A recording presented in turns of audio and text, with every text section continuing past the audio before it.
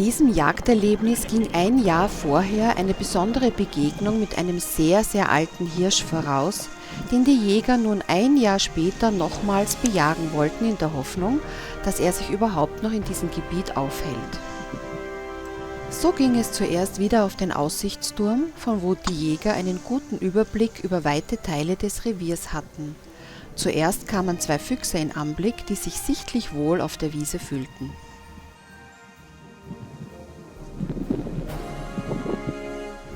Kurze Zeit später das erste Rotwild, zuerst ein Spießer in Bast, dann Kahlwild. Jetzt kommt er.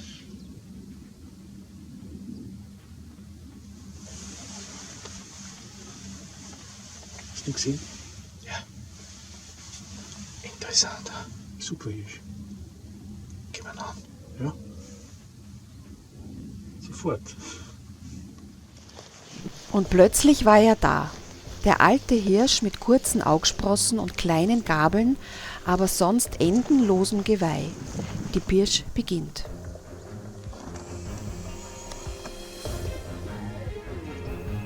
Zum Schlag der Hirsch. Da unten kommt ein Tier.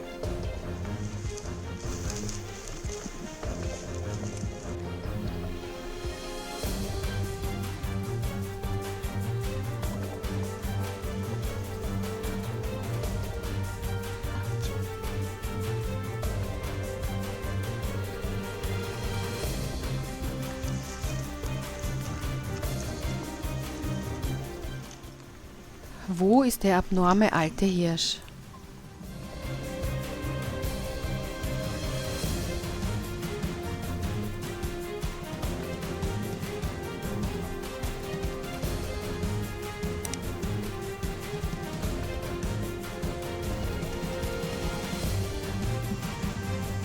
Dann erscheint ein interessanter Achterhirsch, der vermutlich den alten Abnormen, so wie die beiden Beihirsche vorher, versprengt hat. Die Jäger warten dennoch zu. Irgendwo muss sich der Alte doch wieder zeigen.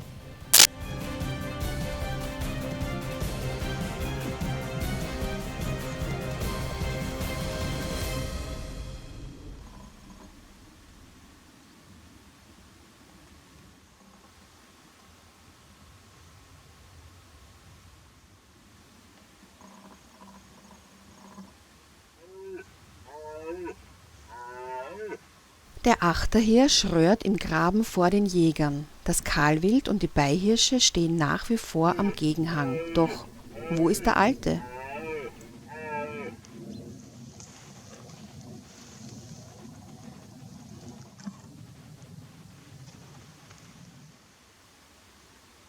Oben kommt Tier. Oben am Berg kommt Tier. Nachdem sich der Achterhirsch im Graben breit gemacht hat und das Kahlwild auf den Bergrücken zog, beschlossen die Jäger zurückzugehen. Gehen wir zurück. Keine 200 Meter später. Unser Pirschführer glast den Wildacker ab und ein Blick durch die Kamera zeigt plötzlich den Alten hinter einem Spießer abspringen. Was für ein Hirsch, doch keine Möglichkeit für einen Schuss.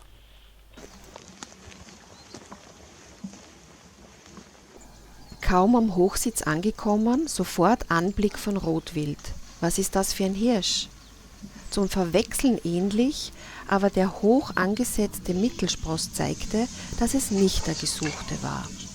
Die Jäger warten weiter, ob der alte Abnorme nochmals auftauchen würde.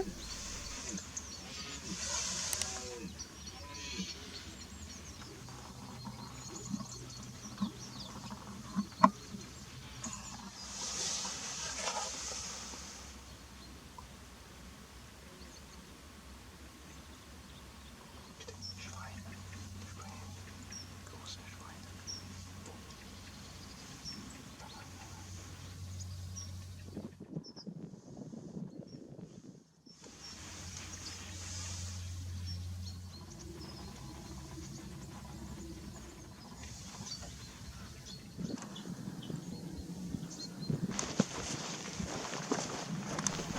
Ein letzter Versuch auf der Pirsch.